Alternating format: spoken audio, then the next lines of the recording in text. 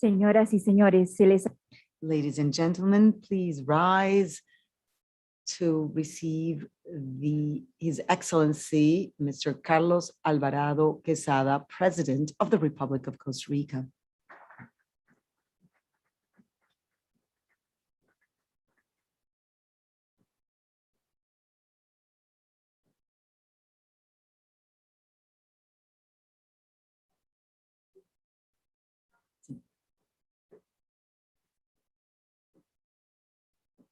se les agradece continuar de pie para la entonación de la nota del himno nacional de la República de Costa Rica.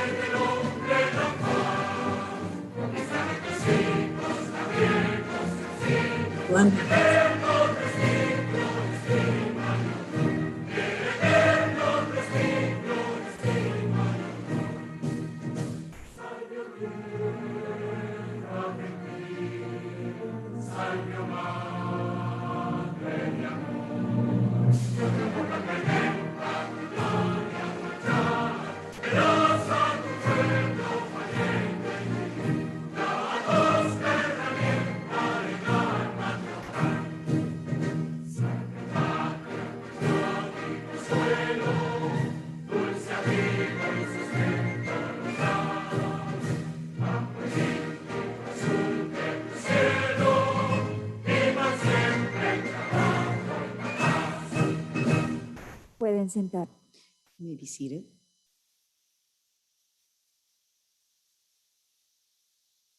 We are honored to have with us at the head table His Excellency, Mr. Carlos Alvarado Quesada, President of the Republic of Costa Rica, His Excellency Rodolfo Solano Quiroz, Minister of Foreign Affairs and Worship of the Republic of Costa Rica, His Excellency Renato Alvarado Rivera, Minister of Agriculture and Livestock of the Republic of Costa Rica,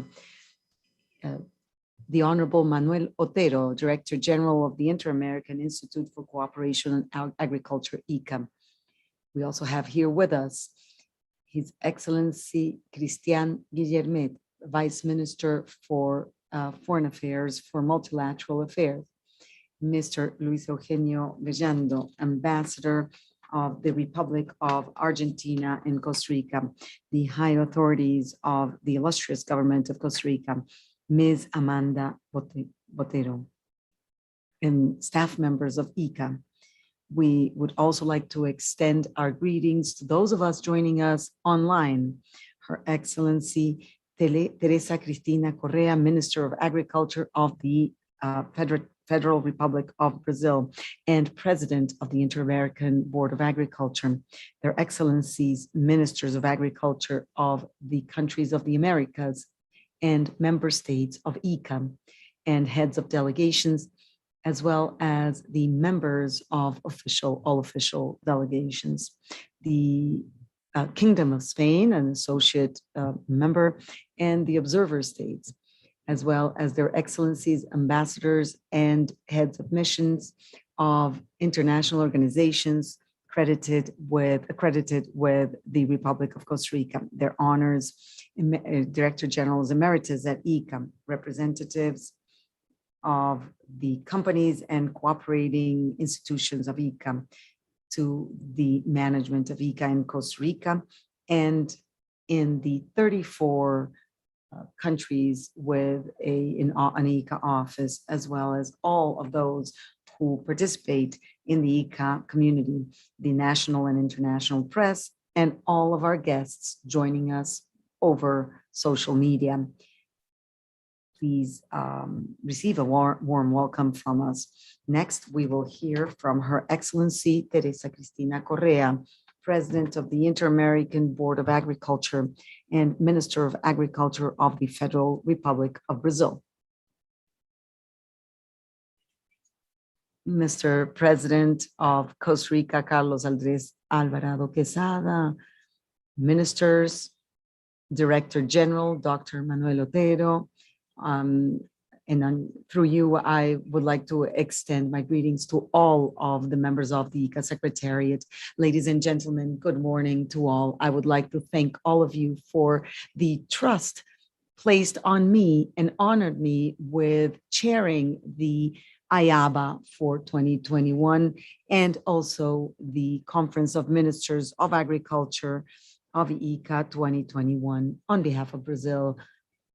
My being here today is also a sign of the progress of women in the rural milieu throughout our region as farmers, as managers, as workers in agri-industry, and high-ranking political representatives. I would like to pay homage to all of these women today and hope that we can further take our space, not only in agriculture, but throughout society as a whole. I would like to thank you for electing me president of the IABA and what this means in terms of recognizing Brazil having support from all countries on the hemisphere goes to show that our efforts to implement sustainable agriculture are on the right path. I am certain that Brazil, together with all 34 member countries of IICA, will discharge its duties according to its vocation to feed the world and preserve the planet. Fellow ministers, this conference is taking place at a very unique time for our region. We are only a few days away from the UN Food System Summit and very close to the launch of COP16, two international events where the role of agriculture to make sustainability a possibility will come to the fore. On both occasions, our region's participation will be pivotal for agriculture to be acknowledged, not only in terms of its contribution to food security, but also due to its positive role in mitigating greenhouse gas emissions and adapting to climate change and mitigating it. As we have done in the past, our coordination amongst ourselves will be essential in addressing the interests of our hemisphere. During today's meeting, we will also consider the re-election of Dr. Manuel Thero as Director General of IICA. It will be a very important moment and opportunity for us to acknowledge the progress made by our countries within IICA under his leadership and to consider future steps. We will also be afforded the opportunity to address issues that are dear to agriculture, for example, the agenda of sustainable livestock production, strengthening public institutions for science and technology, the emerging agri-environmental industry, and the positioning of the countries of the Americas in favor of more efficient and transparent international agricultural product trade. So we have this is a tall order, and hopefully our debates will be constructive and useful. Thank you. A continuación. Next, we will hear the welcoming remarks from the Honorable Manuel Thero, Director General of IICA.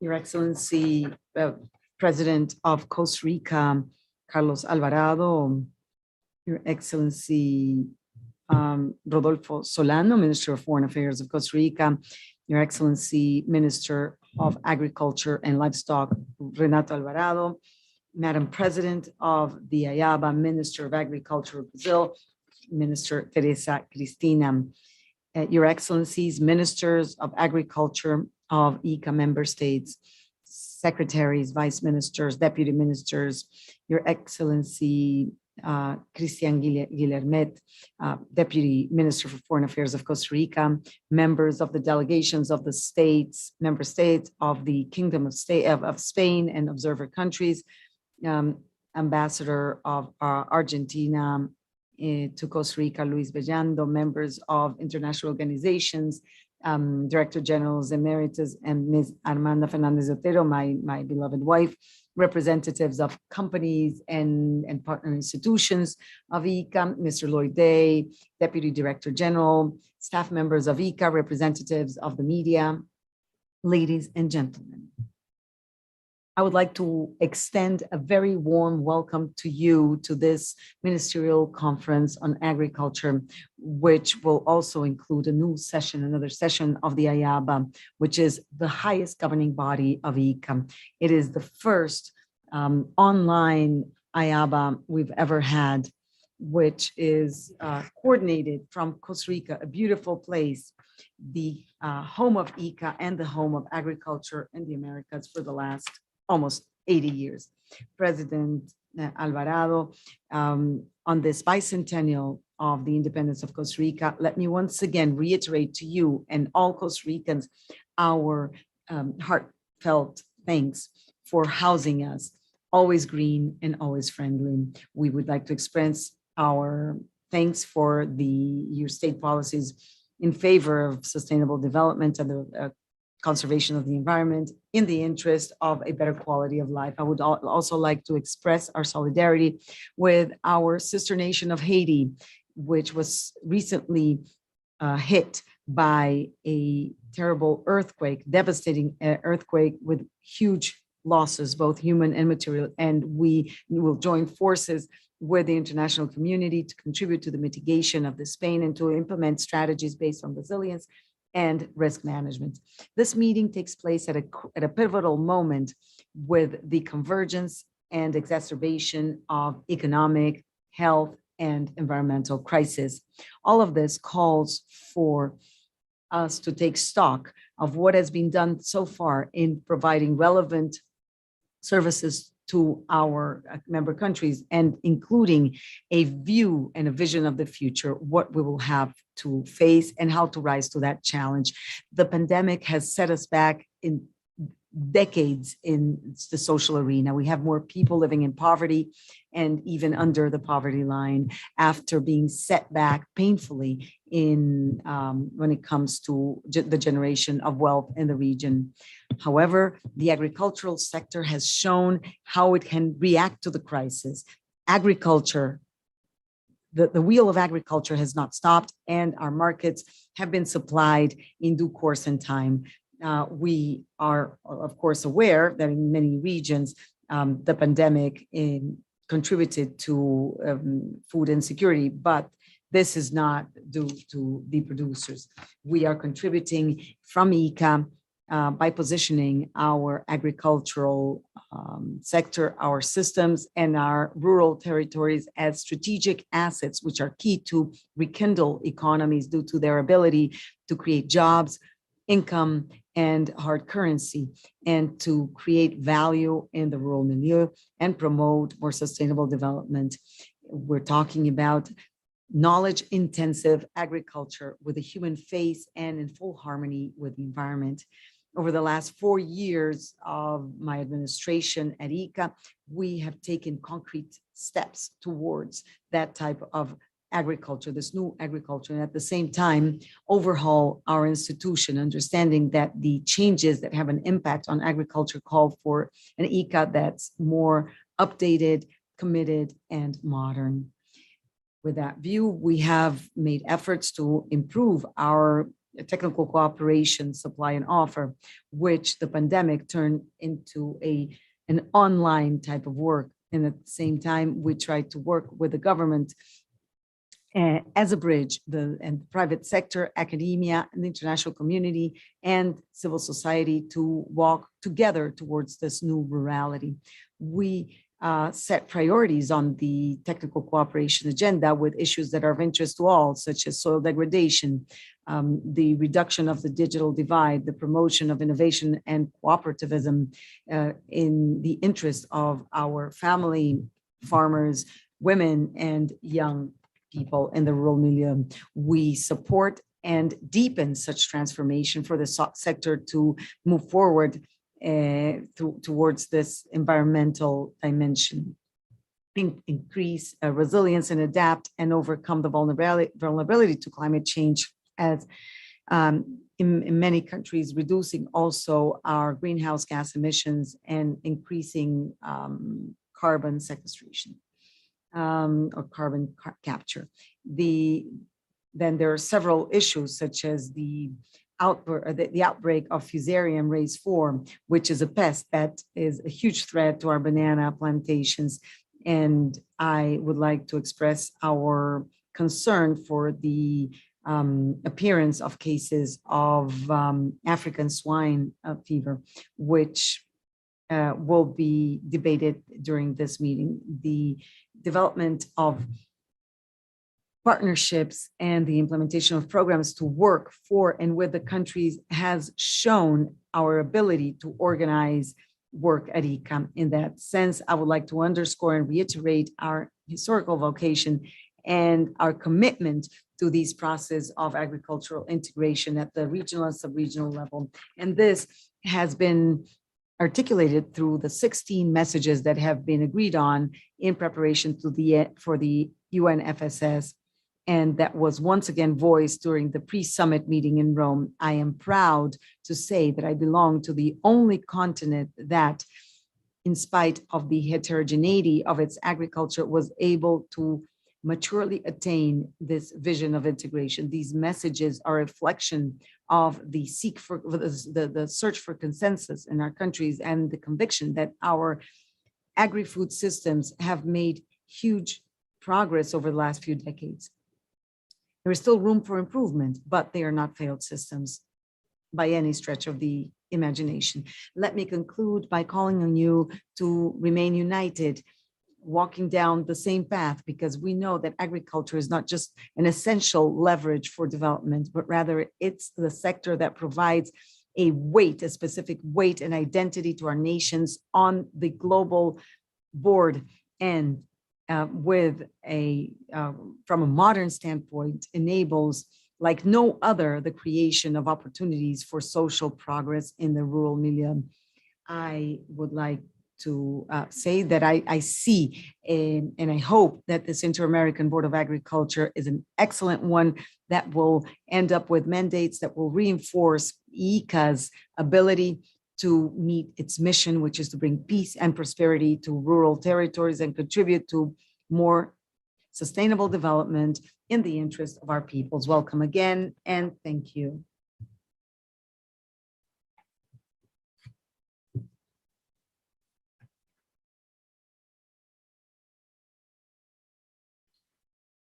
Thank you, Director General, for your remarks. Now we will hear from His Excellency Renato Alvarado Rivera, Minister of Agriculture and Livestock of the Republic of Costa Rica.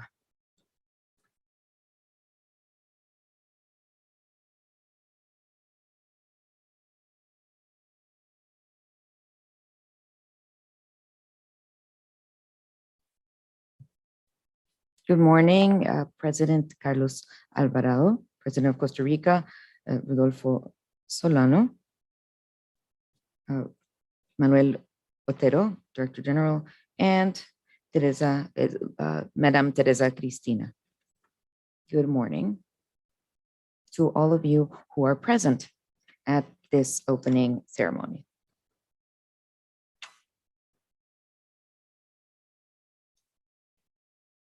I want to thank you all for taking part in such an important meeting for the Americas, as is this one. After the pandemic, the importance of the agricultural sector has shown to be very important for all of our countries. It was a sector that, without being downtrodden by the pandemic continued to work, or to function rather, and we did everything so that food would continue to be put on each of everyone's table all over the world.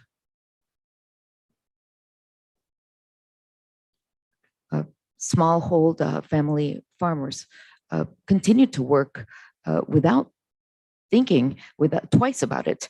They continued to grow and harvest to be able to ensure that the population would be fed, not only to ensure food, but safe food, accessible, available, and in a timely manner. Our farmers have made a tremendous effort to continue to work despite the climate vulnerabilities, and continue to work in a resilient manner and adapt to climate change so that agriculture remains sustainable, not only environmentally speaking, but socially and economically. Our farmers generate opportunities and wealth and jobs in the most remote areas of our continent. Despite the fact that in many places there's no internet connection, to be able to ensure an effective transformation of agriculture through digital instruments. These are tasks that are still pending as a country to ensure in the most remote areas of our countries where our farmers are located. To have enough internet connection and be able to transform our agriculture digitally. Transformation, technology, development of production services that are differentiated, that are modern and updated is still required to attain connectivity with our farmers. We have required that or that we have asked our farmers to continue to produce, to continue to farm, but many have remained forgotten.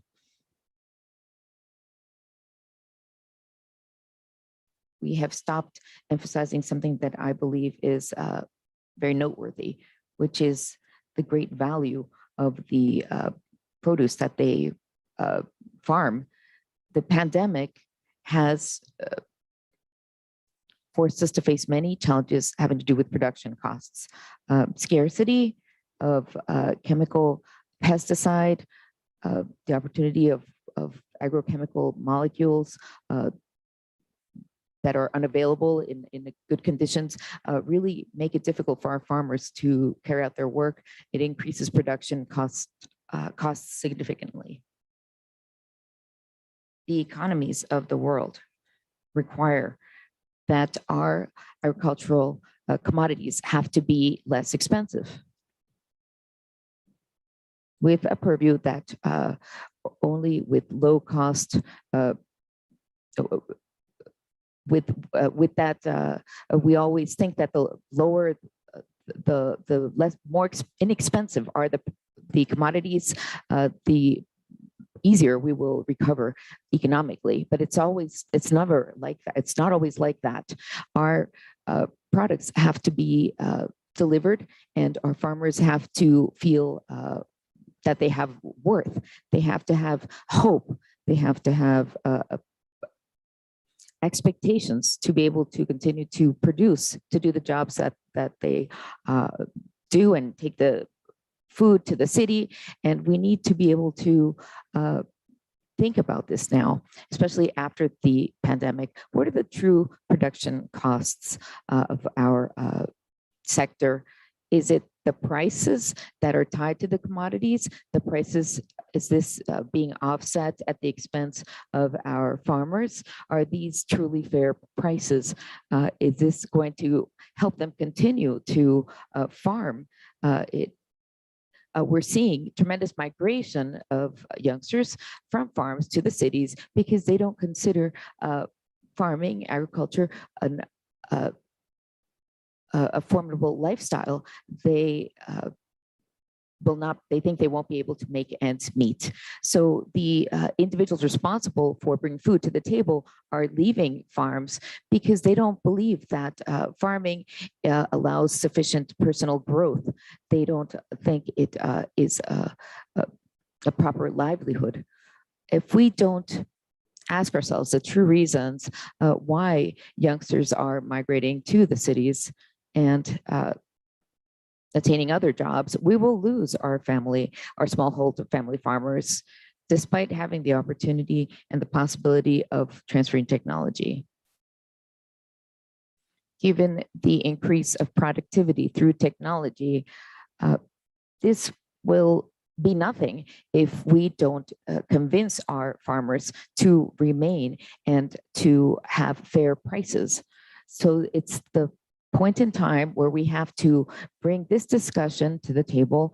We have to think about the cost of the commodities that are being produced. What are the prices that consumers that we farm for are willing to pay for our products? We demand that our products be safer, less contaminated, that they defend, that they uphold the environment, that they not produce greenhouse gases. Consumers need products to be more organic. The world demand seeks improved quality commodities, safe food, healthy, nutritious food.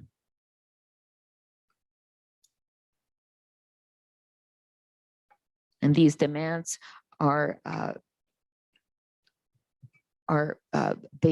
demands now reach our farmers, but at a very high price, a price having to do with transformation of agriculture with productive processes. So we have to ensure that our farmers receive credit, because banking requirements truly make it difficult for our farmers to obtain credit, to be considered credit worthy. Risk, price fluctuations, climate risks, risks of diseases, they do not make farmers attractive for bankers. We have to think from another standpoint outside of the box to be able to understand the levels of risk so that our farmers who require funding will be perceived from another perspective, not only from the perspective as a banking object, because agricultural production is not a productive system that is simple or easy with a single path. It has many different factors that make it risky.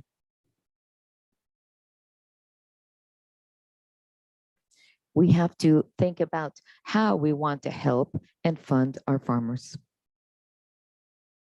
Risk mitigators through insurance, through digital technology to ensure beforehand that our farmers are going to suffer the impact of climate change will suffer the impact, suffer less of an impact of climate change. But what I want to ask for is justice for our smallholder family farmers. Today, this is an imperative. More than 500 million family farmers throughout the world are trying to continue a noble, worthy activity such as farming, producing food for the larger populations of the globe. But we have to see the human face behind each commodity. We have to see the human being that is out in the field farming products, taking them out of the soil and putting them on our table. We have to identify them as part of our society, as a substantial part of our society, and how invaluable they are. When we do that, we will have changed our point of view and will have provided more opportunities for our farmers. Thank you.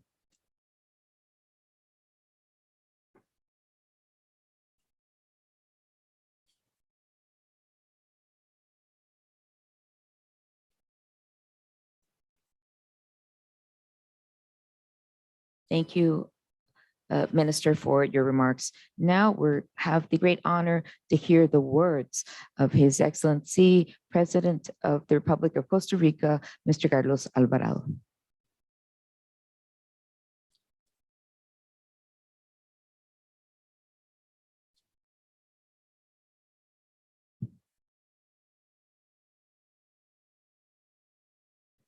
Good morning, ladies and gentlemen.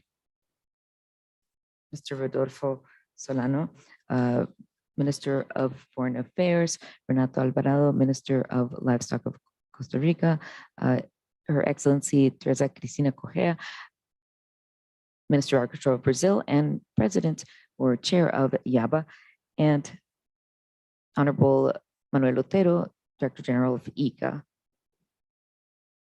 and your Honorable wife, Honorable Lloyd Day, Deputy Director General of IICA, and all of you who are present virtually from the different corners of the region, His Excellencies or Your Excellencies, Ministers of Agriculture from the region and heads of delegation and the Kingdom of Spain and observer countries of IICA,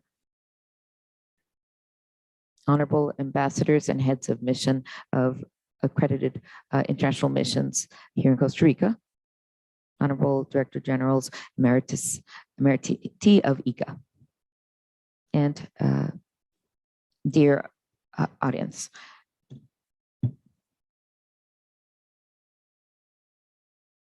When the country gives you the honor of governing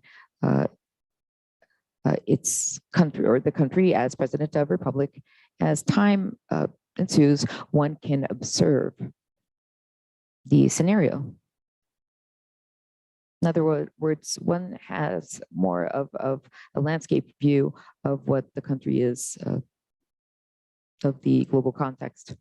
Believe that the world that we live in now gives us three different connected contexts. And I like you to use the analogy of the juggler.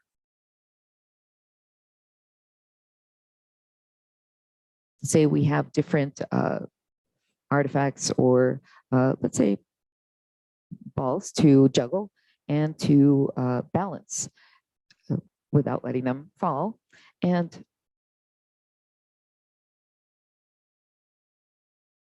in order to protect each of these juggle balls, well, everything depends on keeping them in movement.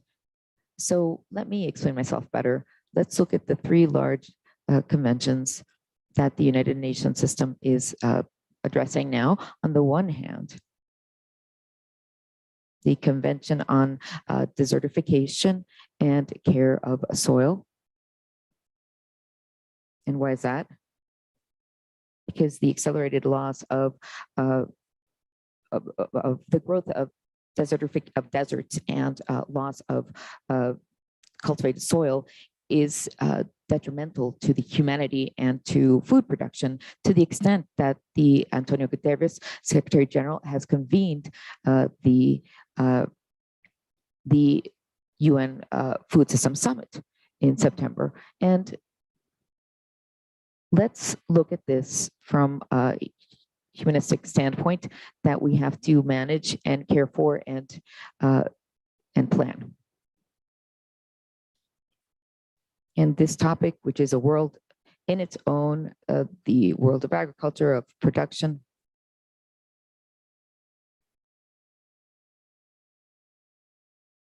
has an irreparable tie with another convention that is also being addressed, which is the Convention of Biodiversity.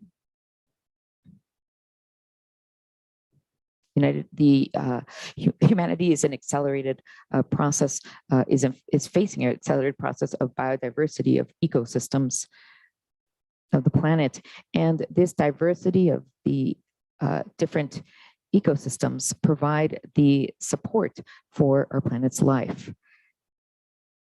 because they provide freshwater production, because they provide services such as air purification, because they moderate climate temperatures. And we are also facing a great loss at that. And that's a world of its own as well. But it's interlinked with the former. Now, the other large convention of the United Nations that will take place in Glasgow has to do with climate change.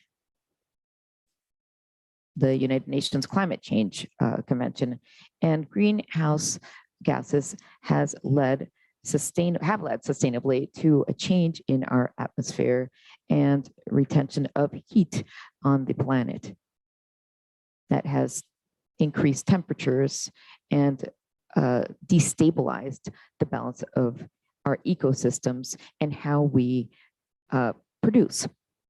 And if you note that, which is a world of its own, that's interconnected with the two aforementioned conventions, and they're all part of our current context. Now, we can observe each of them as being independent, yet they are all part of our planet's current scenario. It's what we face right now. And from that, we see the different impact, the detrimental impacts on humanity and its populations. One, because we need to feed the almost 8 billion inhabitants of our planet and feed them well, which is one of the great paradoxes of humanity, where we face a production risk. And then what we produce, we have to consider if there's enough to feed everyone. Then it's not distributed equally.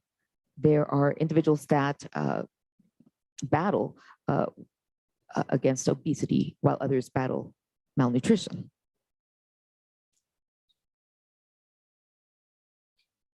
At the same time, there is a direct bond and link between rural and urban areas. Major transformations in agriculture, by definition, are transformations that engage both rural and urban areas. When the first revolutions took place in agriculture in terms of production efficiency and producing more with less labor, the surpluses in production and labor push people to migration to urban areas. And that's if we look on the bright side. But every time that a rural production system is brought under pressure or fully destroyed sometimes, as has been the case lately, many of them have been destroyed due to extreme weather or insecurity or drug trafficking sometimes. Every time the social system for production is undermined, that will have repercussions in urban areas in terms of migration and lack of production, a shortfall in production rather.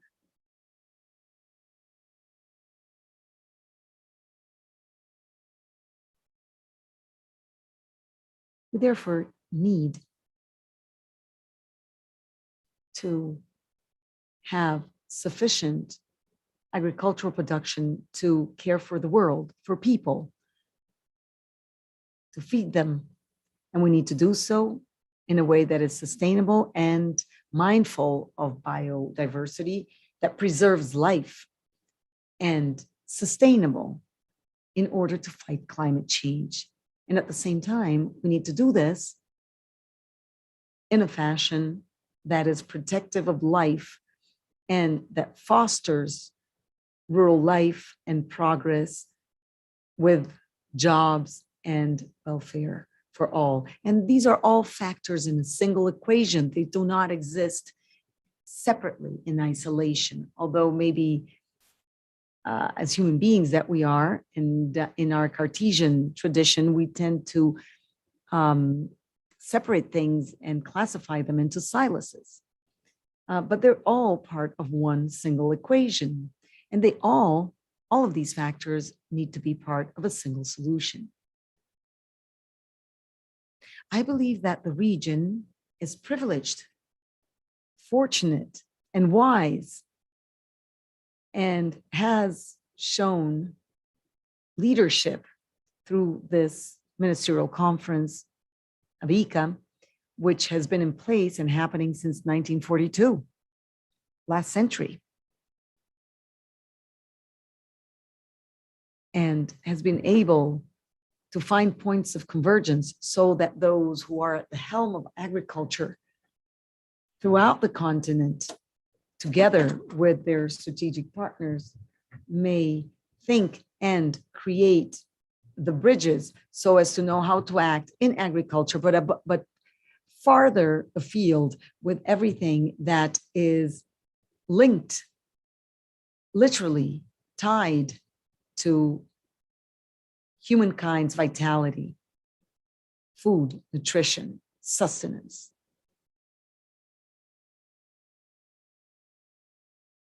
That is why we're faced with such daunting, multidimensional and multifactorial problems, which is the reality of a globalized world and the 21st century.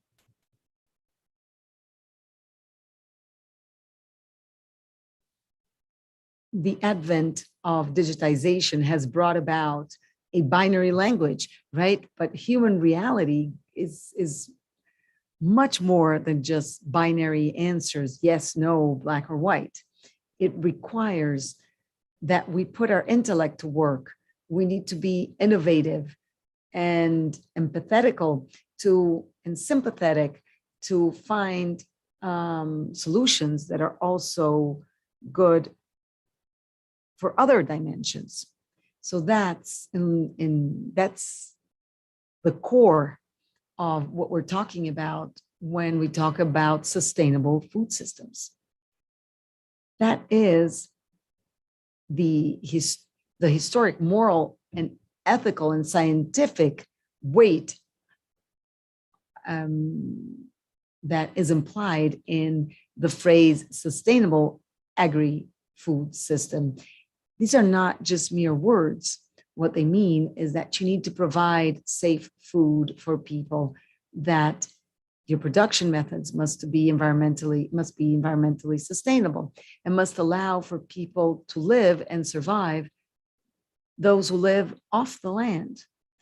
Also, there must be regard for the product that they turn out, the products that are used as part of production, and carbon capture, carbon sequestration throughout production, and must think beyond the agricultural concern and think about transportation and not only from the point of departure, but also arrival, and make sure that the supply chains are duly recognized so that all involved are duly remunerated and acknowledged, and that there be no hogging of the supply chain by just a few, thus leading to inequality and injustice. This is a daunting challenge, as I said,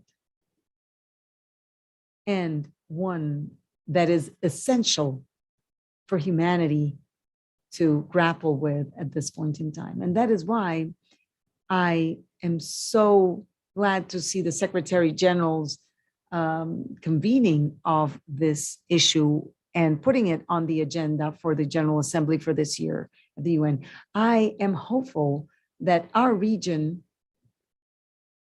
where sometimes there's not much consensus around certain topics, that the ministers of agriculture of our region and the technical team behind them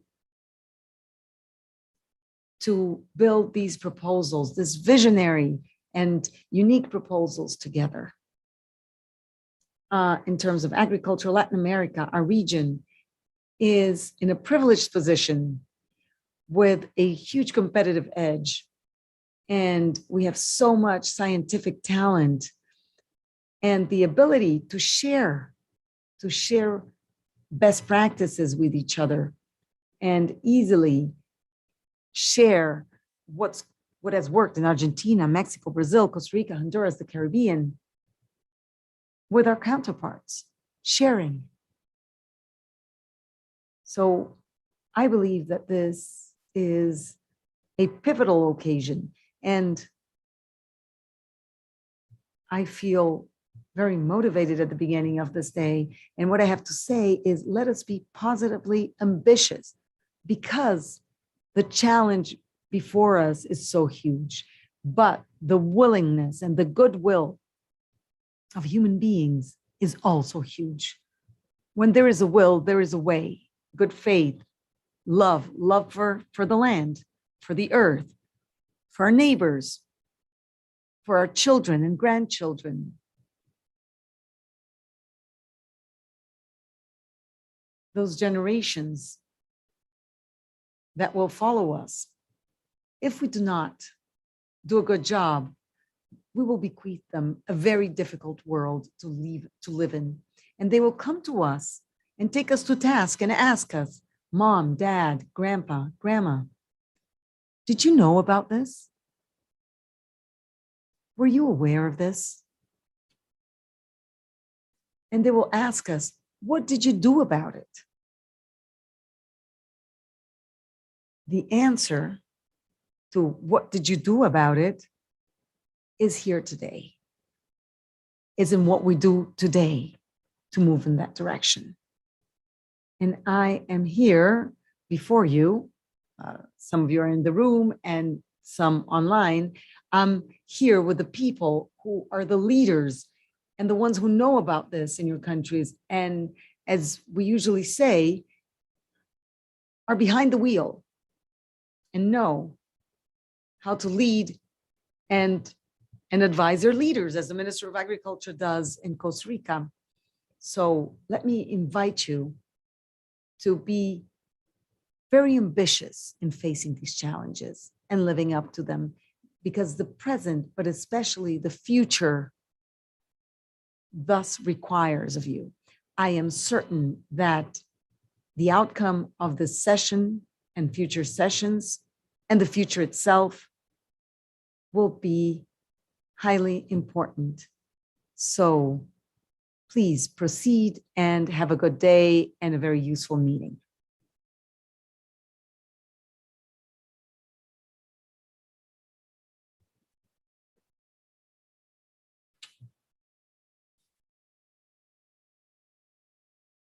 We would like to thank His Excellency, the President of the Republic of Costa Rica, and the honorable authorities at the officers of the head table.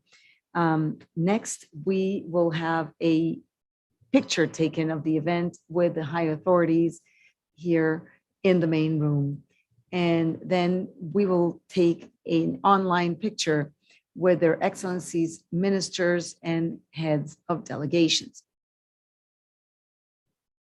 Rogamos a los We would like to ask the ministers of agriculture of the Americas and the heads of delegations to please keep your cameras on so that we may take a picture of all of you for the event.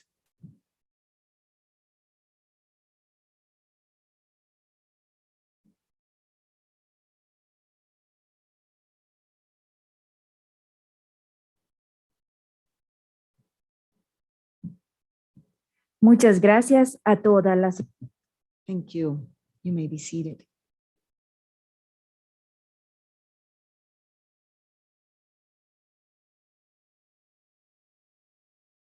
Please rise for the exit of His Excellency Carlos Alvarado Quesada, President of the Republic of Costa Rica, who has graced us with his presence here and will be accompanied by the Director General of IICA.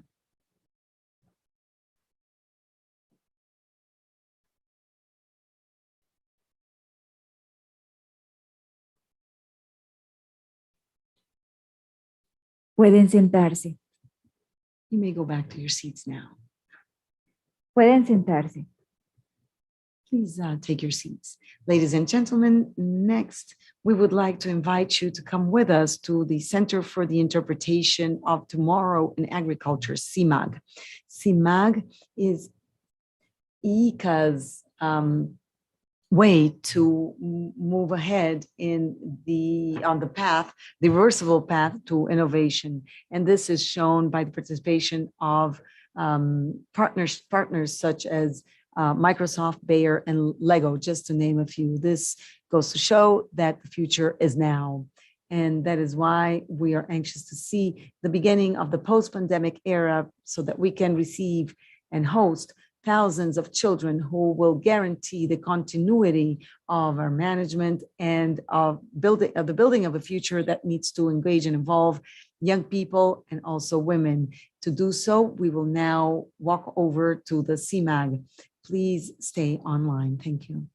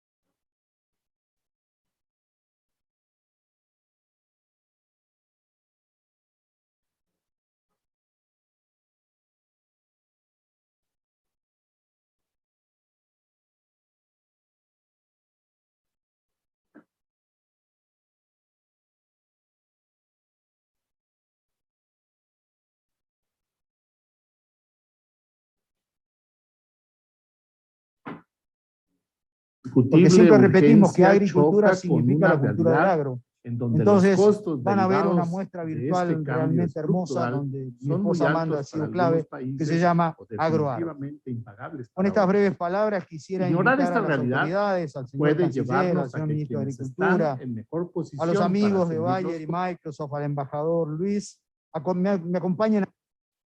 Sorry about the technical difficulties with the audio, but we're here at the ribbon cutting ceremony for our CIMAG, which is our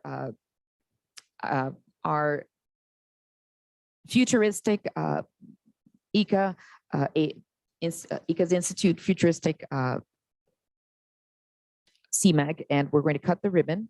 And it's an honor to ask the Minister of Foreign Affairs of the Republic of Costa Rica to please cut the ribbon.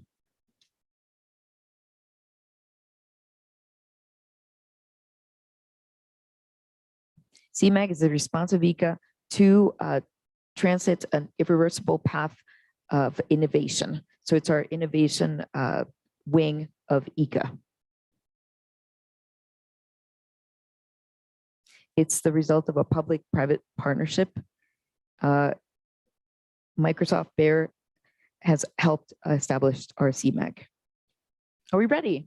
I invite you all for this ribbon cutting ceremony. 1, 2, 3. Imparting the audio connection.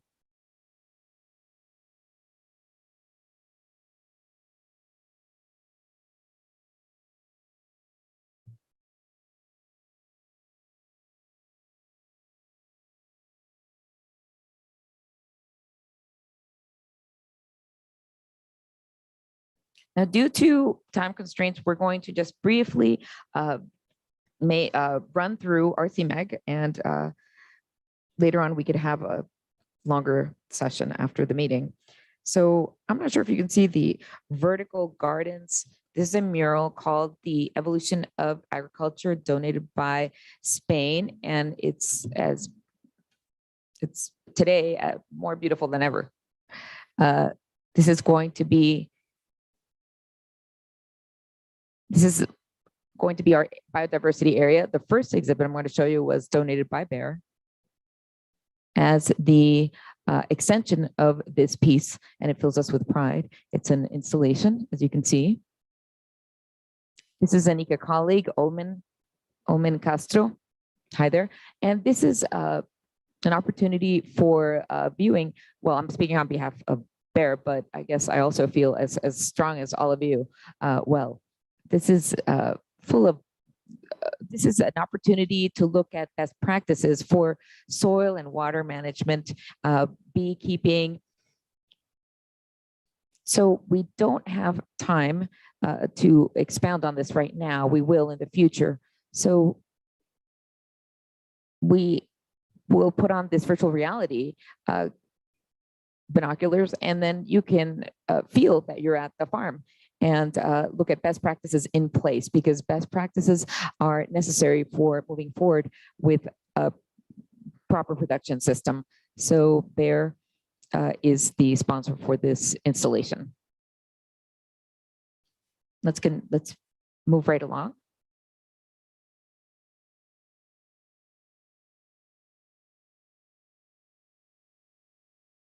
This is our Lego sector. And there's a company called Learn by Doing. It's a Costa Rican company, and it made this donation. And this is Karen Otel. She's another employee here at IICA. Just tell us in a minute what this is about.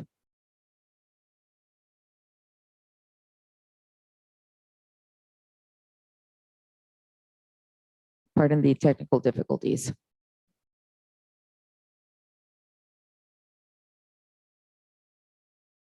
I'm sorry, the speaker does not have a microphone.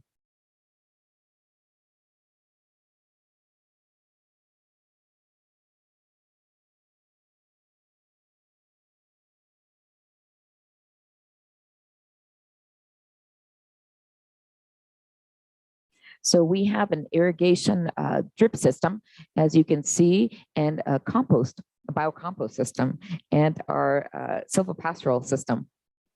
And you can build these systems to learn how they work. And this also encompasses many disciplines, hydraulic engineers, forestry engineers, and many other sectors. Agriculture requires much knowledge, many hands working at the same time. So it's a way of youngsters, especially, to work by doing, to learn as well. So Karen, I think this is a great idea. We're going to continue. Thank you for that.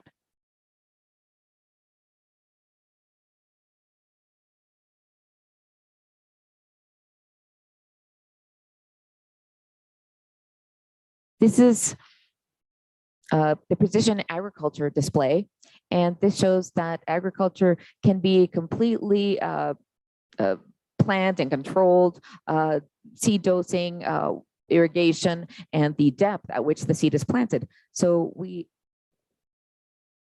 see here an example of that being done. Thank you, DJ. This is a tool that is open source. We purchased it in the United States. It's completely replicable.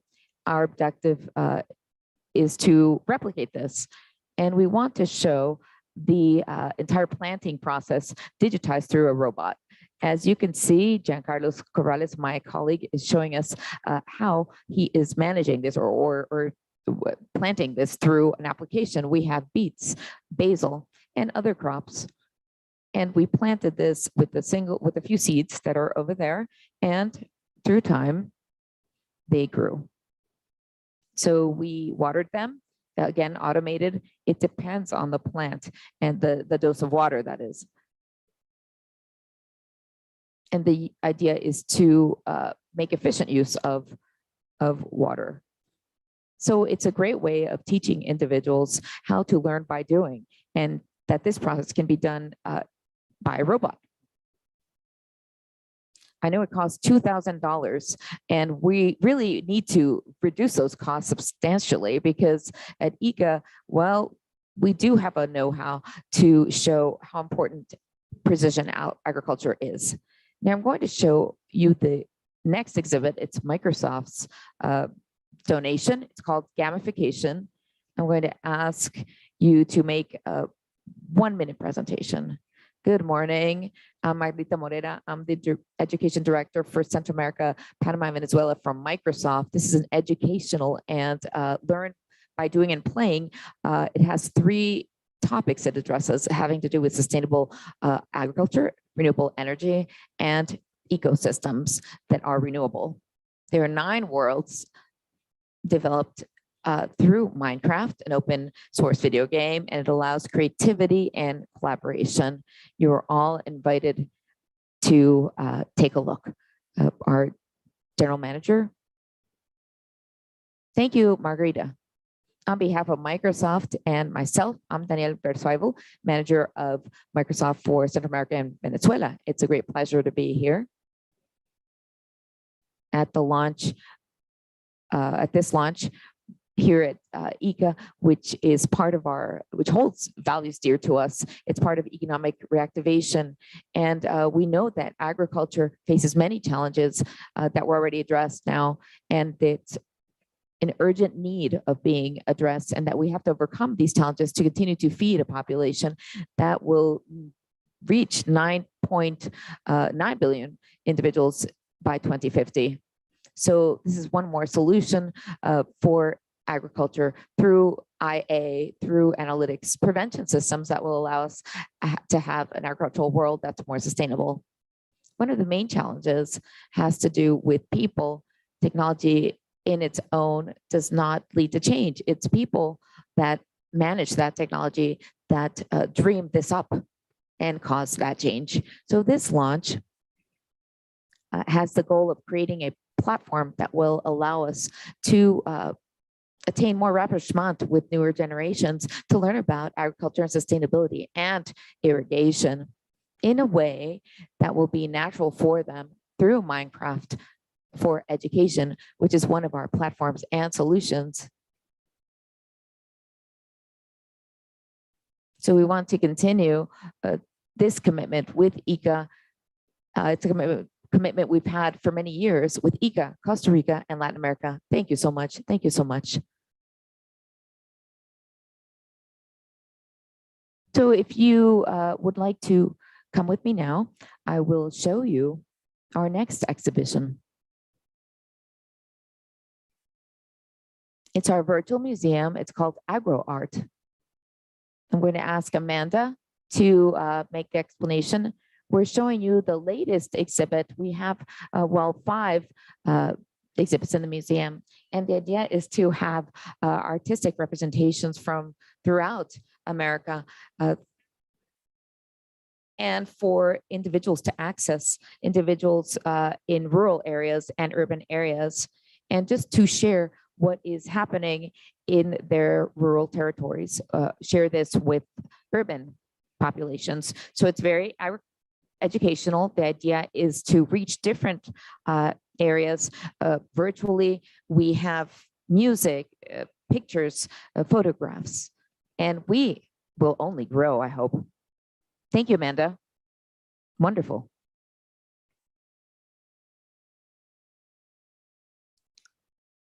If you will now come with me to the auditorium.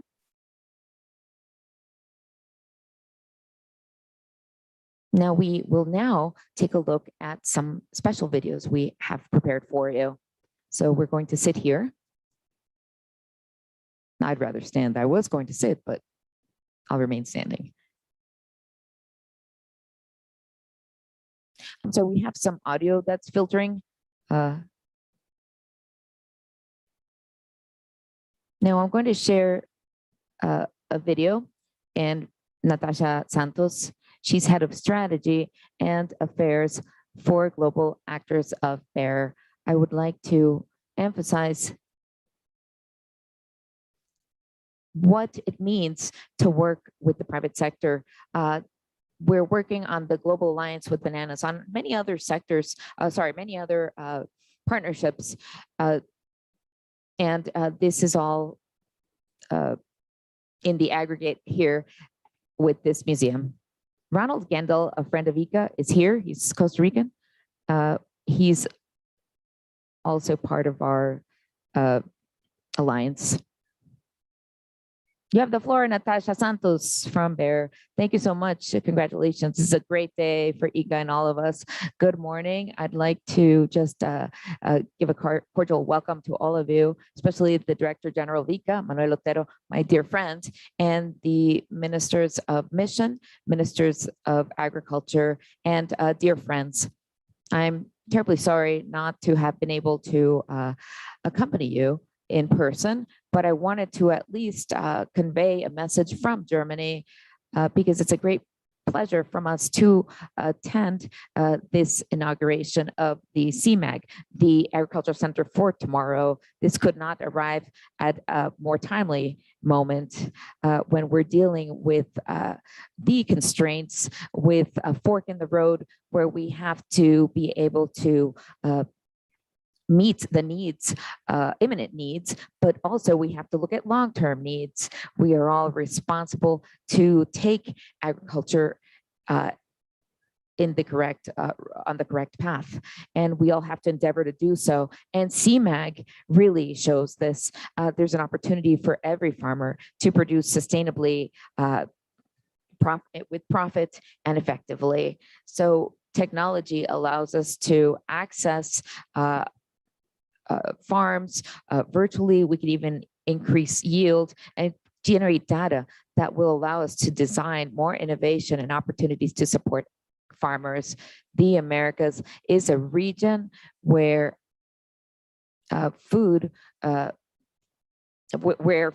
enormous potential, especially for the agriculture of tomorrow, for farmers to have access to technology markets and receive the adequate support to make their tasks more profitable.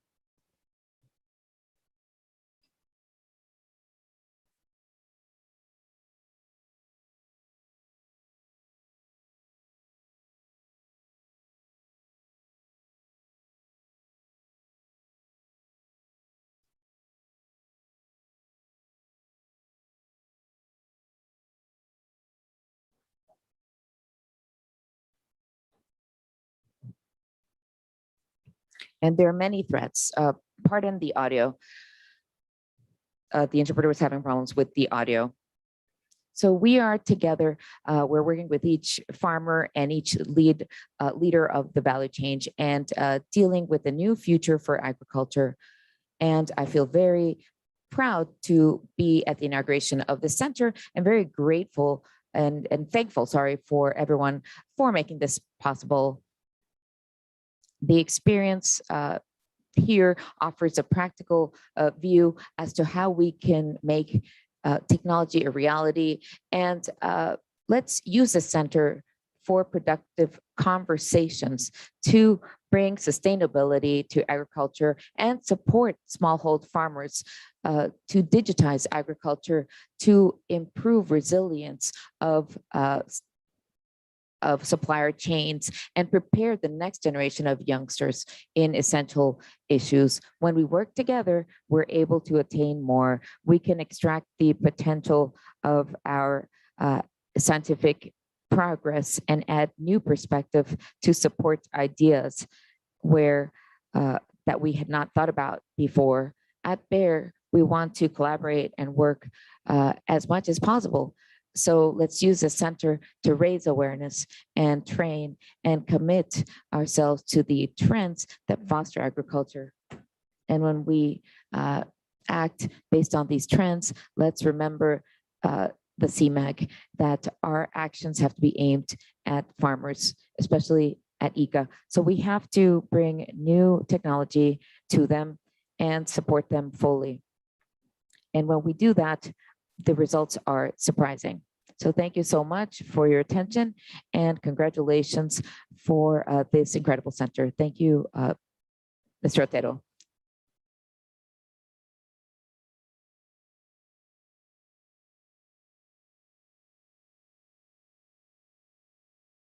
Natasha, thank you so much. I hope to see you soon. And I reiterate my thanks to the entire Bayer team. Now, we're going to ask Daniel Versvivo, who's he's the general manager of Microsoft, and I'm going to ask him to take the floor. I'm not sure if I pronounced your last name right. I'm going to also remotely, I want to say hello to everyone remotely. Encima, estamos como Microsoft completamente comprometidos en una relación de largo plazo con el IICA, donde lo que queremos es seguir construyendo juntos para poder afrontar las necesidades. Given our relationship with IICA, we want to be able to foster agriculture, which is one of the important economic sectors throughout the world. So that is why we're working with IICA. One of the great challenges is today is to connect technology with people and people out in the field with technology. We face many issues. 77 million individuals out in the field, farmers, do not have access to internet. So we're working with many governments to resolve air bans and be able to bring the internet to the field. So we're doing this in countries such as Ecuador, Guatemala, El Salvador, and many others.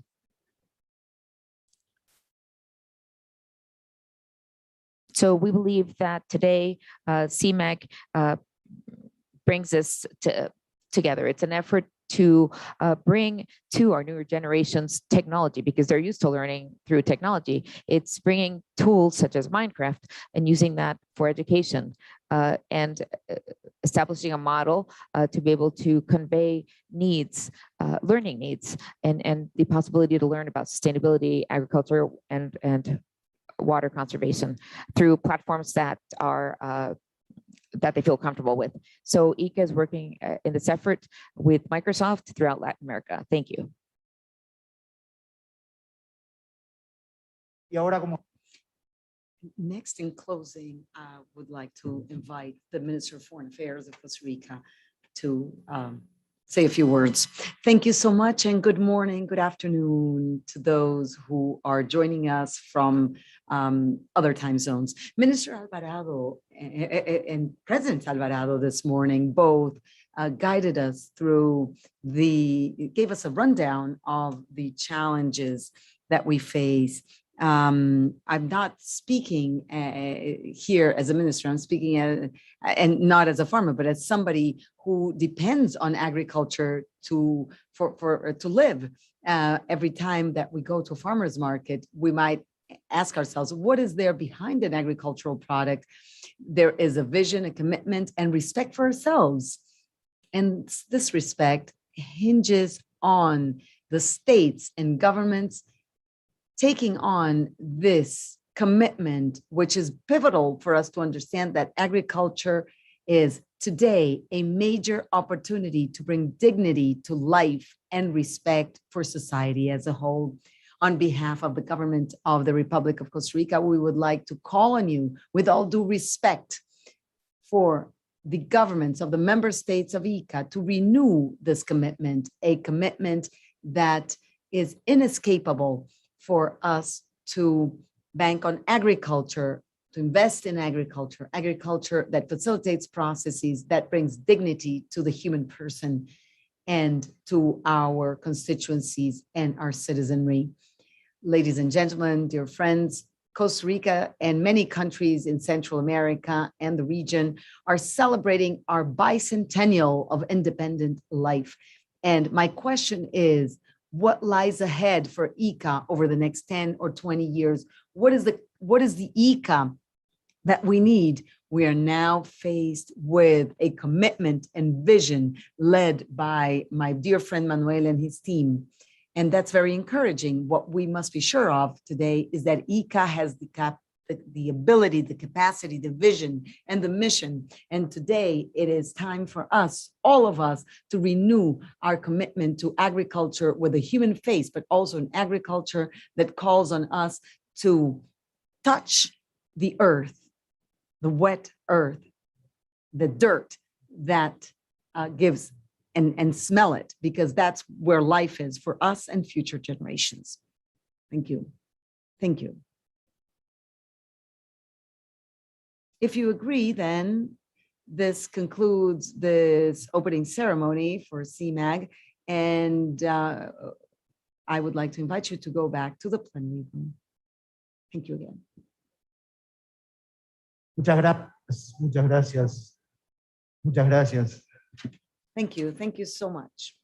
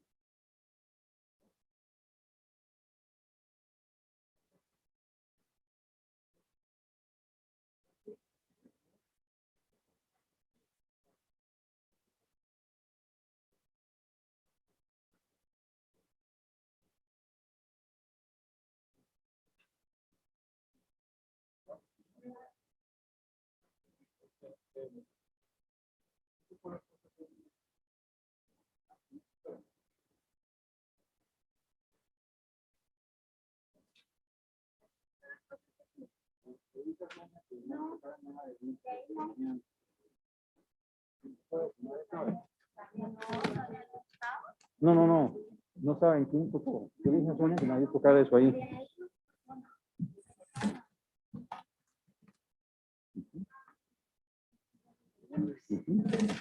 Yo también.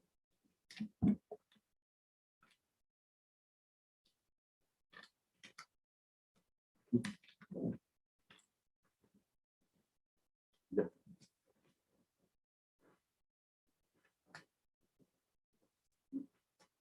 Se ruega, por favor, a todos los participantes en nuestra reunión Would you please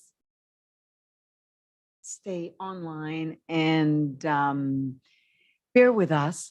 We will resume this conference shortly.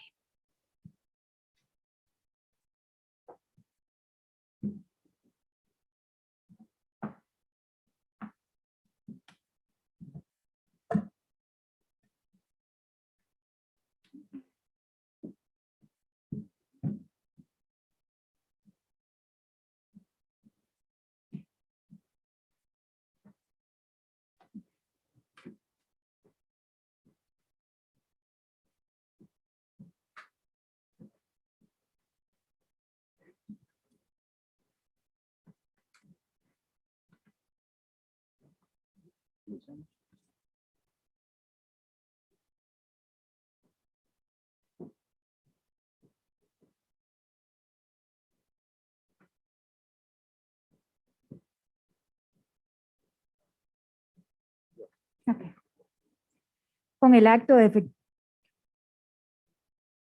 We call this Conference of Ministers of Agriculture of the Americas 2021 open, and we will now proceed to the 21st regular meeting of the Inter-American Board of Agriculture. That's why we would like to ask all who are here in this room to please be seated. We request that IICA officers and all other participants take their seats in the main hall. We will now hear from Mr. Héctor Iturbe, Technical Secretary of IICA's governing bodies, to proceed with today's agenda. Thank you so much. Now proceeding with the work that has been entrusted to us, we would like to give the floor to the president of the IABA to proceed with today's proceedings. Thank you. Before we begin our proceedings per se on behalf of Brazil and in my capacity as president of the IABA, to express my solidarity to Haiti due to the victims that suffered due to the earthquake on August 27. I'm certain that the country will have full support from IICA and its member states to recover swiftly. I would also like to reiterate my solidarity to all peoples in the Americas in the face of the difficulties that are being experienced due to the COVID-19 pandemic. This is when international cooperation takes on renewed importance, and this ministerial meeting is an excellent opportunity for us to continue down the path of mutual support in the interest of agricultural and rural sectors in our countries. As per the approved agenda, we will now begin with the election of the Director General of IICA for the term of 2022 through 2026, which is meant to be done by this governing body. I would like to ask the technical secretary to provide us with the information and background information about this election process. Thank you so much, Madam Chair. As per Articles 101 and 103 of the Rules of Procedure of the IABA is the sole body in charge of electing the Director General by a majority vote of the member states of the Institute. The election must be carried out during the IABA's meeting before the end of the current term. That is, during this meeting, the Director General will be elected for the period starting on January 16th, 2022. According to the rules and procedures for the election of the Institute adopted on November 3rd, 2000 by the Executive Committee, the term for appointments started 6 months before the date of the election, that is March 1st of the current year, and ended 45 calendar days before it, that is July 16 of this year. In keeping with that, the member states of IICA were sent all of the information in due course. And the technical secretariat does have all of those communications and acknowledgements of receipt. As per Article 105 of the Rules of Procedure of the IABA, appointments must, or rather nominations must be submitted to the Office of the Director General of the Institute in writing, which will forward it to all member states for their information as they come in. On March 3rd of this year, member states were informed that Dr. Manuel Rodolfo Otero Justo was nominated officially by the government of the Republic of Argentina. Following these rules, Dr. Otero made a presentation before the Executive Committee about the results and main attainments of his administration as part of the 41st regular meeting of the committee held at IICA headquarters in San Jose, Costa Rica on June 28 and 29 of this year. As per Article 105 of the Rules of Procedure of the IABA, we would like to inform the members of the IABA that the head of delegation of Argentina, Minister Basterra, reaffirmed the nomination of Dr. Otero during the preparatory session. This is all of the background information pertaining to the election of the Director General. Madam Chair, thank you. Thank you, Technical Secretary, for the information provided. The only candidate submitted by a member state for the position seems to be Mr. Manuel Otero Justo from Argentina. So based on Article 106 of the Rules of Procedure of the IABA and the agreements by the heads of delegation in the preparatory meeting, the vote will be cast by the election will be carried out by acclamation. I would like to ask participants who are not heads of delegation to turn off their cameras for now, so that we only have on screen the representatives for each country.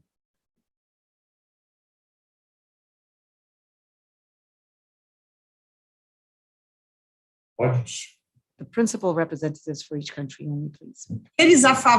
Those all in favor of electing Manuel Otero as Director General for the periods beginning in 2022 and ending in 2026, please, all in favor, raise your hand before the camera.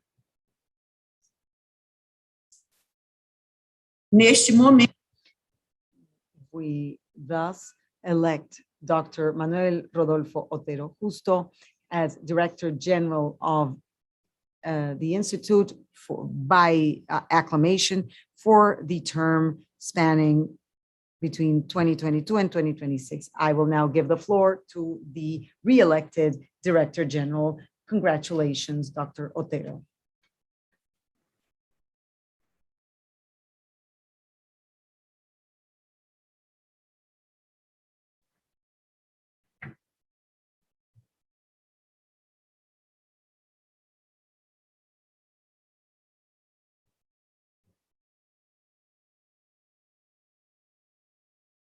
Madam Chair, Minister Teresa Cristina, I wonder whether it would be possible, whether the countries wish, if the countries wish to take the floor first, and I can come in last if you agree, of course, I would thank everyone accordingly.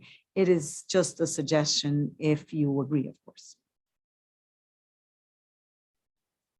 Mr. Director General, re-elected Director General, dear friend Manuel, thank you for that message. I would like to congratulate you on your work at the helm of IICA. You have carried out an excellent administration. You have been extremely competent manager and have enabled dialogue. During this time, we were able to reach more cohesion and coordination between and among ministers of agriculture all over the continent. It is undeniable that the Institute has had a major role to play in uniting us around shared goals. I would like to wish you every success and good luck over the next term. And now I would like to open the floor for the countries wishing to say a few remarks on this occasion, starting, of course, with the head of delegation of Argentina. For those of you who wish to take the floor, we plead with you that you be brief.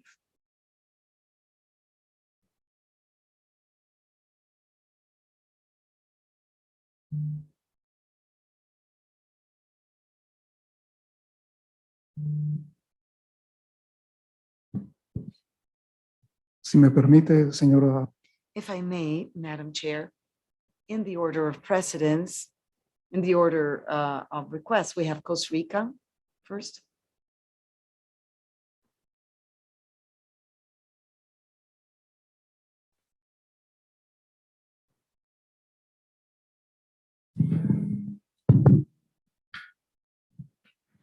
Buenos días nuevamente a todos y todas. Yo quisiera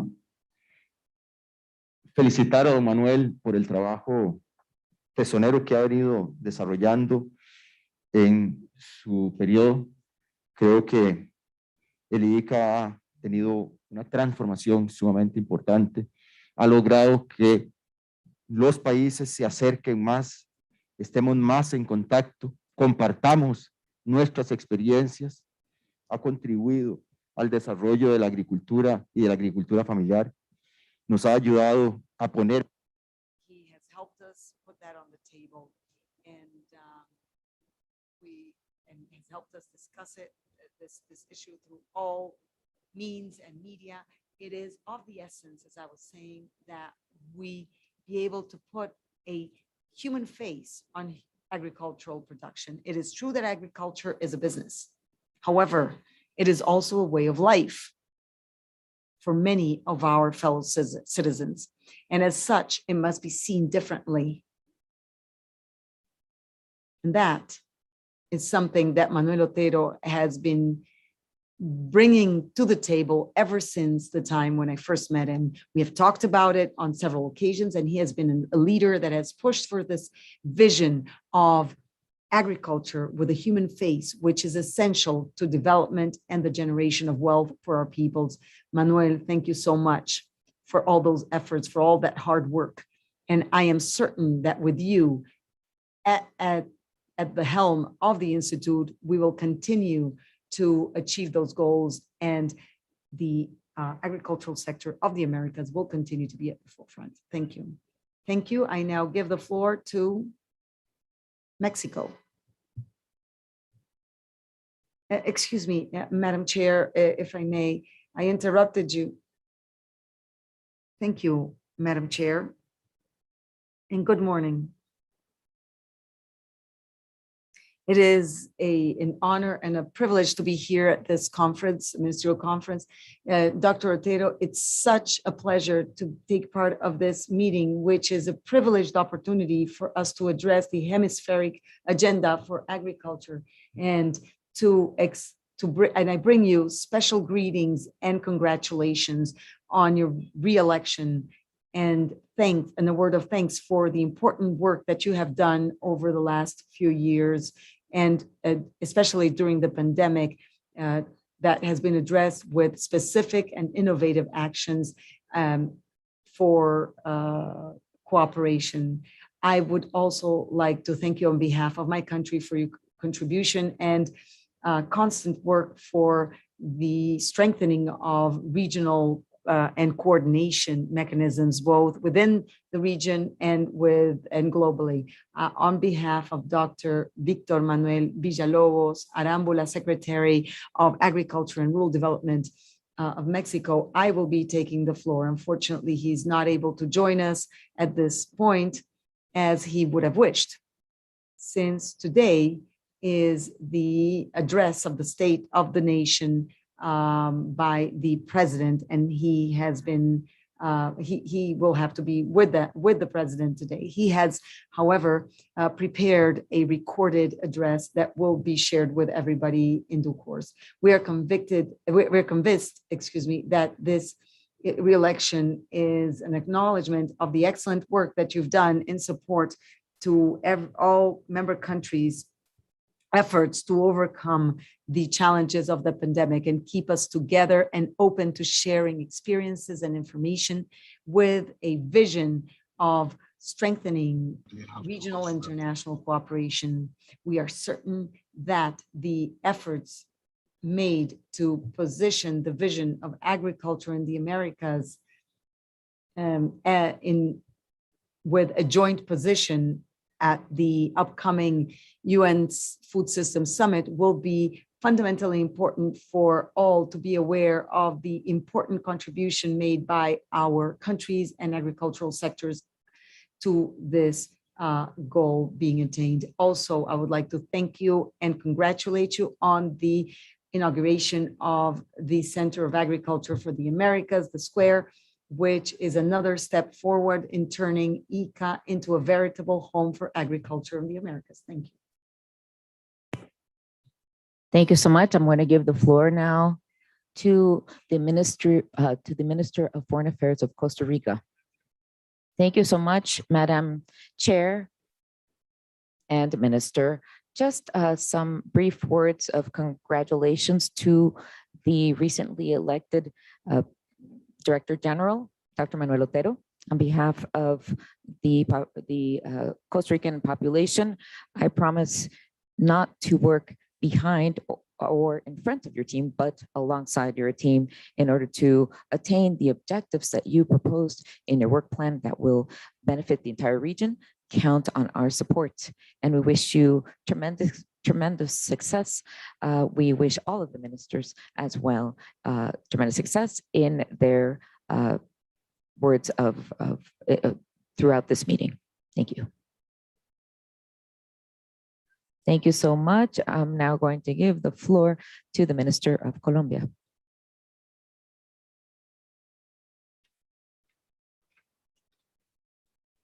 Greetings to Dr. Manuel Otero, and we congratulate him on his re-election and greet all of the ministers of agriculture of the continent that are attending this international meeting hosted by IICA. We want to mention, Dr. Otero, that we truly are happy with your election, and your commitment to Colombia's agriculture. Manuel had great impact on our country. It helped Colombia to deliver the agricultural agenda, the Andean agricultural agenda, as part of the Andean Andean Community of Nations. And this allowed us to plan strategic actions of common interest within the CAM countries, Colombia, Peru, Bolivia, and Ecuador, that we would like to later replicate throughout the continent, throughout the hemisphere.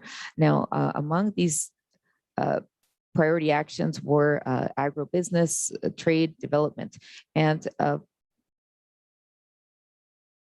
our agriculture by contract, by agreement to agriculture is a very innovative model that Dr. Thero helped us mold. And we have an open door policy, and the idea is to compete on a global level through this model.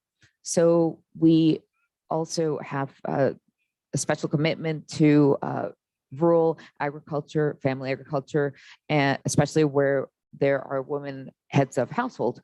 So we congratulate you on behalf of Colombia, and we will endeavor on behalf of the Colombian government to work alongside of IICA and the rest of the countries in the hemisphere to attain a more competitive agriculture, one that is more strategic and much more helpful, especially with regards to the environment. Thank you.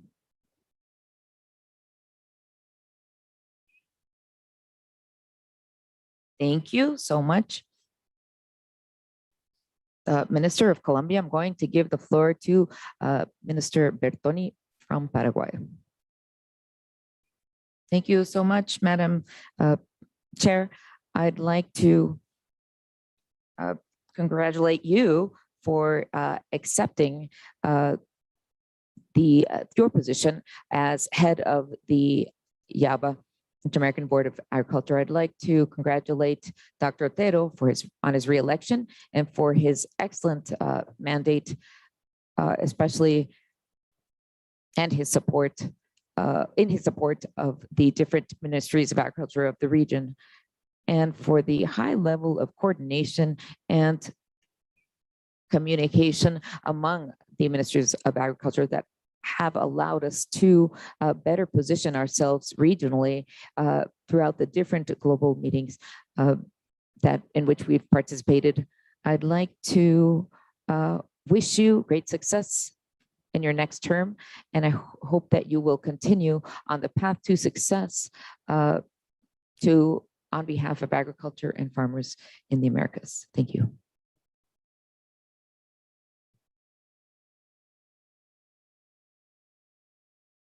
I'm going to now give the floor to the Minister of El Salvador, Minister of Agriculture of El Salvador.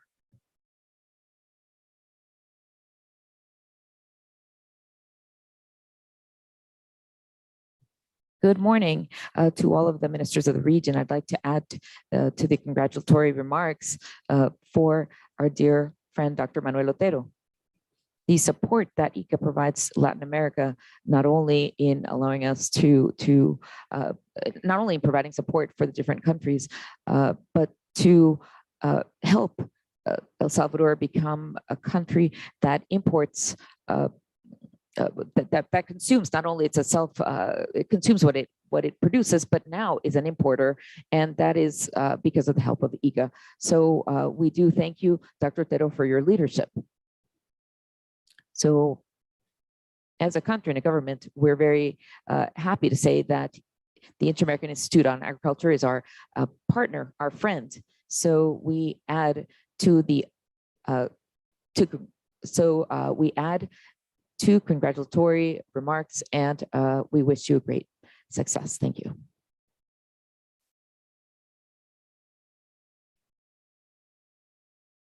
I'm going to now give the floor to Zufikada from Guyana. Thank you very much, Madam Chair. Let me also join with my colleague in congratulating the re-election of the Director General of IICA. I know for a fact that this is testimony to his hard work, his coordination in terms of helping countries, helping member countries. And I have the experience of working with him for the last year. And I know for a fact that he has delivered. And I look forward in renewing that kind of working relation with him for the next 4 years. I know for a fact that he has led IICA well. He has led the agriculture sector in the various countries, give guidance. And I look forward for these kind of guidance from IICA. I look forward in working with him. And let me once again congratulate him, wish him well for his next tenure.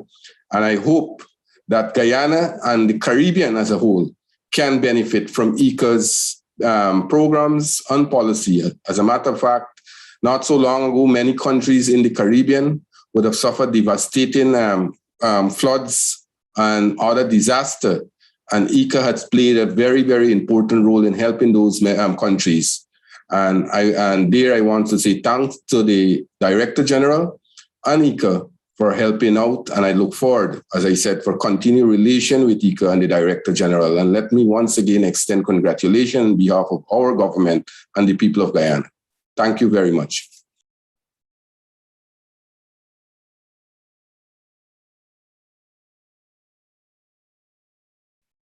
Thank you so much. I'm going to give the floor now to the Minister of St. Vincent and the Grenadines, Mr. Saboto Cesar. Thank you very much, Madam Chair, Excellencies, comrades, friends. It's definitely a pleasure and an honor to be in a position today to congratulate my dear friend and brother, Manuel Thero, on his second term tenure as the Director General of IICA. I want to begin by stating clearly that when the history books are written, they will clearly note that the DG of IICA during the period of the global pandemic for COVID-19 was Daniel Otero, and that his stellar work and contribution, not only to Latin America and the Caribbean, but the entire hemisphere and the world, ensured that we had the confidence in him to continue for another term. The challenges in this period of COVID-19, the pandemic, are not going to be easy. And we have to continue to grapple with the vagaries that will be presented to us as we push ahead towards the targets of the SDGs by 2030. My brother, I wish to congratulate you, and St. Vincent and the Grenadines, the CARICOM countries, the member countries of the OECS, we stand with you as we work towards ensuring the continuation of our quest to achieve food sovereignty, food security. Thank you very much all. Thanks.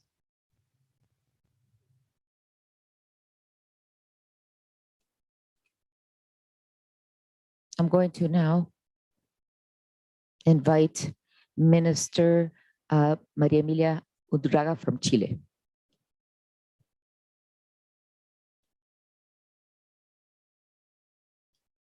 Thank you so much, Minister. I'd like to congratulate the new Director General and specifically thank him for IICA's leadership in during the last few years in coordinating and generating consensus to position the voice of the Americas at key forums, such as the United Nations Food System Summit. This with a long-term view, balancing the economic, social, and environmental pillars, and facing the large challenge of sustainable development in our region. It is wonderful to see IICA's proactive attitude and that of its DG to position ourselves within the hemisphere, especially during this preparatory phase before the United Nations meeting. So we're willing to face future challenges and know that as a region we can do so. So I'd also like to thank the support of IICA and its technical secretariat for coordinating and giving the CAS a sense of unity. This has been essential to coordinate a common view among our countries. Thank you, Director General. And we are alongside of you, ready to take the challenge together with IICA, with different international organizations, with the goal of facing the challenge of feeding an entire population. Thank you. Thank you, Minister. I'm going to give the floor to Argentina and Minister Bester.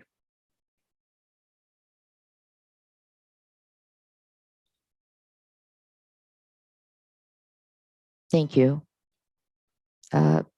Warm greetings to you and the great job you're doing, Teresa. Minister Teresa Cristina. And it is with enormous satisfaction that I'd like to congratulate my fellow countryman, Dr. Manuel, who was so important in attaining a balanced development, balanced sense of development throughout Latin America. He has definitely done an excellent job in doing so. IICA has been innovative and effective and in attaining its objectives. Continuity has additional value here, experience and background makes the development of relationships that have been developed. As the different ministers have mentioned, this is just one more asset. And we know that Dr. Thero's term will be very fruitful, given his past actions. So we wish you tremendous luck. Thank you, Dr. Thero. Thank you, Mr. Nasser Basterra. I'd like to now give the floor to Jamaica and Minister Floyd Green.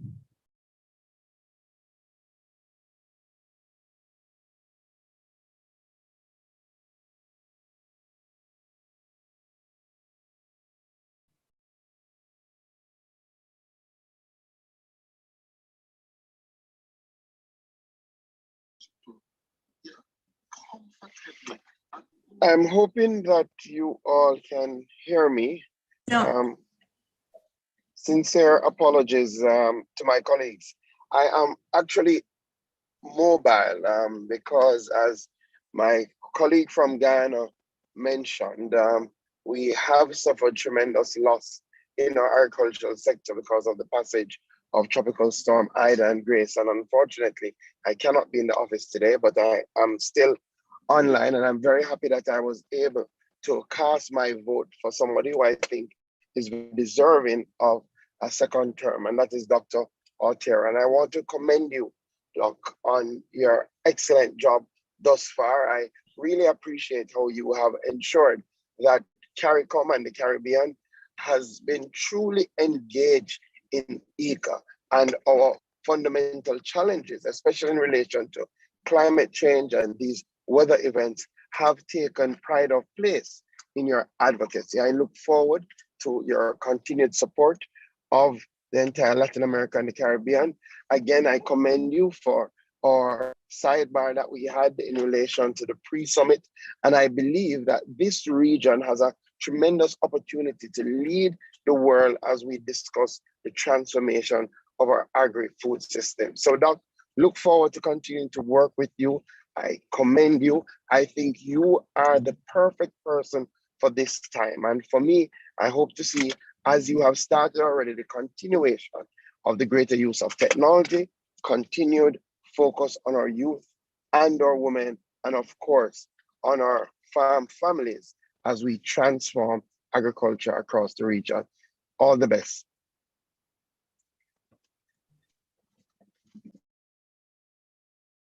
Muito obrigada.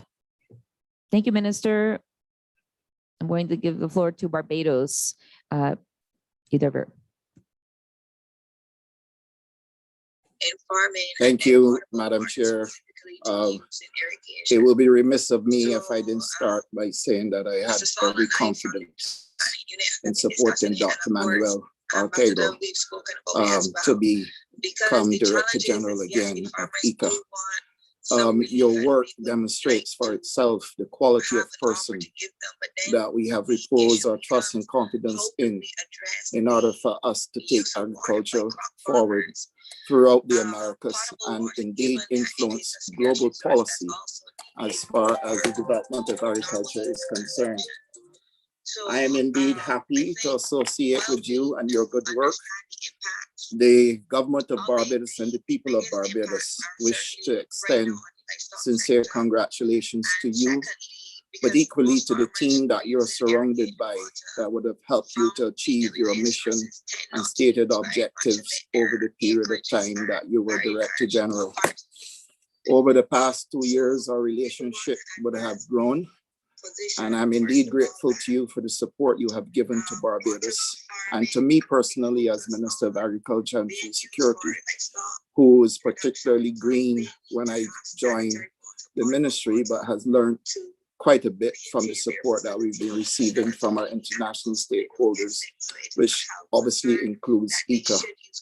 Your work before you, you're coming back at a time when the world is faced with many challenges. And indeed, the Americas will have its own challenges. I recognize equally that we are now going to be grappling with African swine fever, which is something that should be very high on your agenda. But more importantly, we also have to continue to monitor what is happening with climate change, because we are seeing climatic events now that are quite scary and will test our ability to respond and build resilience. Haiti, for example, has been in a position where it will take tremendous support, and I offer my commiserations to the Haitians. And I also offer my commiserations to the people of St. Vincent and the Grenadines for the volcanic experience they would have had earlier this year. Jamaica now with Tropical Storm Ida. And of course, we all are well aware that Barbados itself had to endure the passage of Hurricane Elsa early in July at the beginning of the hurricane season. So, Dr. Thero, we do recognize that even as we look at Dominican Republic and address the outbreak of African swine fever, equally we have to strengthen our biosecurity and make sure the entire region is completely protected. And therefore, I recognize that you now have a new agenda. And therefore, I pledge my complete support to you and the team at IICA. I'm obliged to you.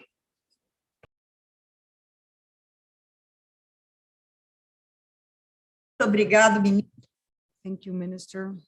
I will now give the floor to St. Kitts and Nevis. Mr. Collins. Madam Chair,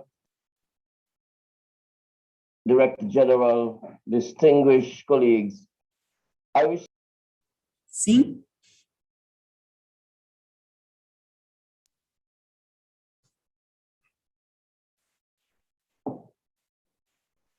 Madam Chair, distinguished colleagues,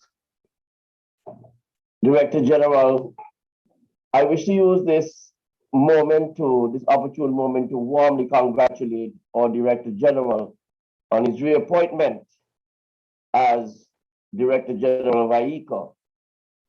Please be assured, sir, that we will do our most from the Federation of St. Christopher and Nevis to support you in your work, particularly during this great time of challenge for our sector throughout our region. We're indeed looking forward to working with you to continue the strong collaborative partnership that our Federation of St. Christopher and Nevis has established with IICA and have enjoyed over the years, and to foster further strengthening of our cooperative efforts. Our Federation is seeking to transform and enhance agriculture to better position the sector to ensure food security.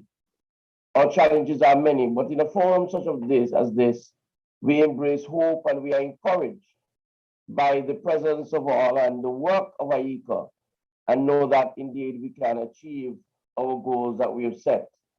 And so I wish on behalf of the government and people of St. Christopher and Nevis, in particular the Ministry of Agriculture, Fisheries and Marine Resources, and my Honorable Minister, the Honorable Alexis Jeffers, to express every success.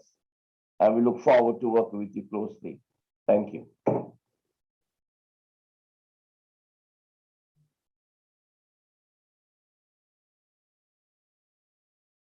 Okay.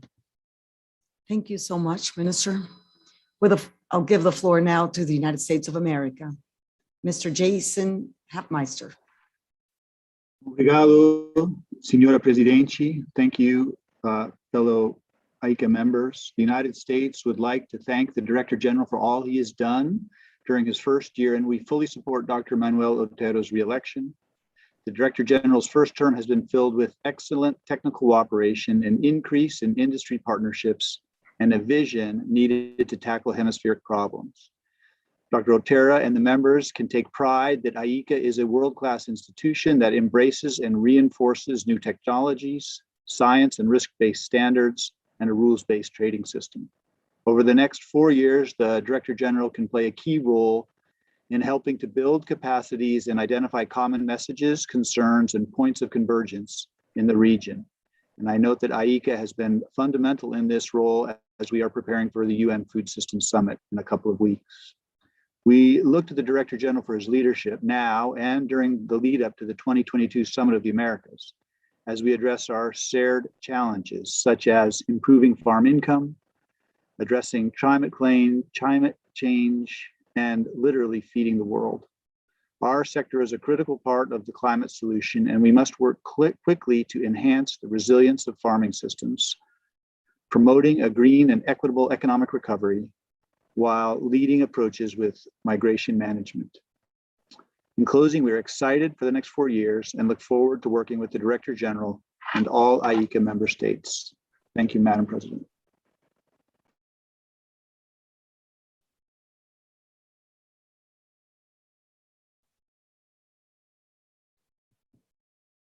Thank you.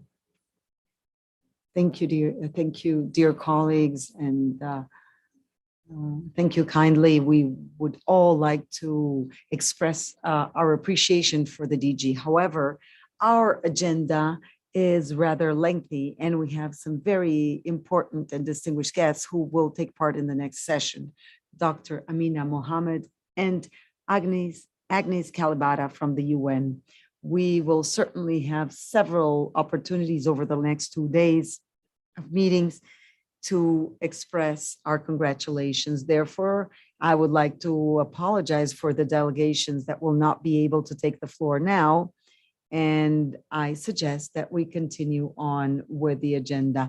Everybody will have a chance to congratulate the DG when they take the floor during our discussions, especially tomorrow, when we will be broaching managerial aspects and other administration issues of the Institute. I will now recognize Dr. Manuel Otero.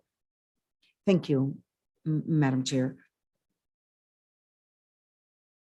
I realize that the use of the mask is playing into my hands now because it will help me keep some emotions to myself, especially when I hear your words of thanks and acknowledgement for our administration. I'm so thankful for and grateful for what you're saying, and I am hereby renewing my commitment into the future. I would like to thank for stakeholders specifically. First of all, my country's government. The period for the nominations began on March 4th, and the letter from the Ministry of Foreign Affairs of Argentina came in on March 3rd, which goes to show how much they support my administration. I'd like to thank Mr. Felipe Solá, the Minister of Foreign Affairs, Jorge Neme also, and also very especially Minister Luis Basterra, the Minister of Agriculture, and his team. Of course, thank you, thank you. Secondly, I would like to thank all member states, because there has always been candid dialogue, open and constructive discussions that have taught me a great deal. One of the perils of technical cooperation is that we might end up in isolation. What I want is an IICA that is down to earth, that is pragmatic, that is well versed in the reality of countries, and that knows that its own cooperation, technical cooperation agenda needs to be in sync with the needs of the countries. And that is why I would like to thank you for your support, which infused me with the energy needed to face this next 4 years.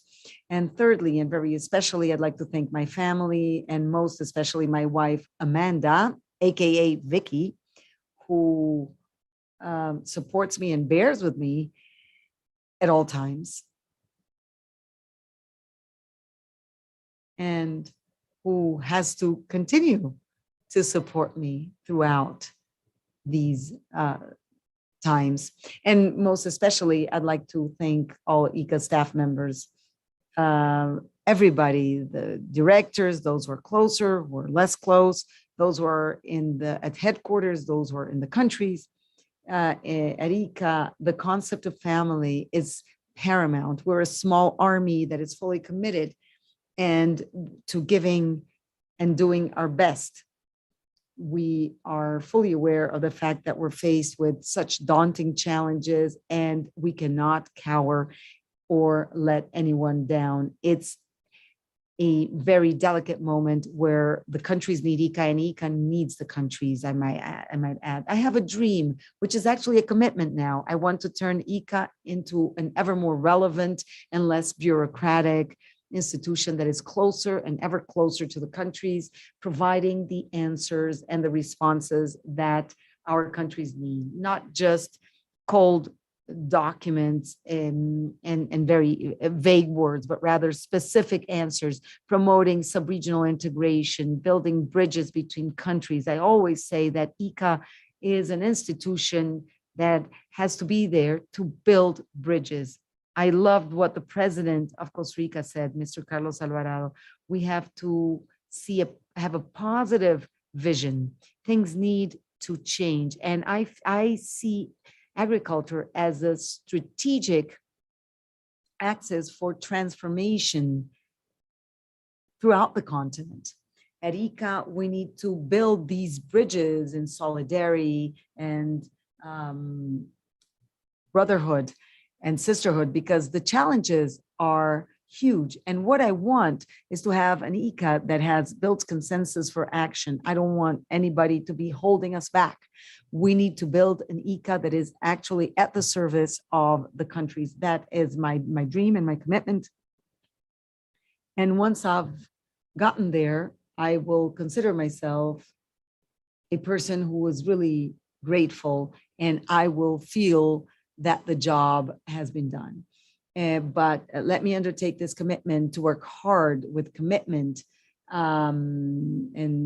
without relenting. And starting with the Deputy Director General, we have a full team of professionals fully committed, and you'll see an ever better and better IICA over the next few years. So, Madam Chair, thank you so much for this opportunity, for the support that's being expressed. And once again, we're fully dedicated, and we'll put all of our strength and energy and creativity at the service of the countries and for their benefit. Thank you. Thank you, Director General Manuel Thero. Now we will move to the item on the UN Summit on Food Systems. We will be hearing information about the home stretch and the preparations for the UNFSS. Agnes Kalibata and Amina Mohammed, as you may recall, have met with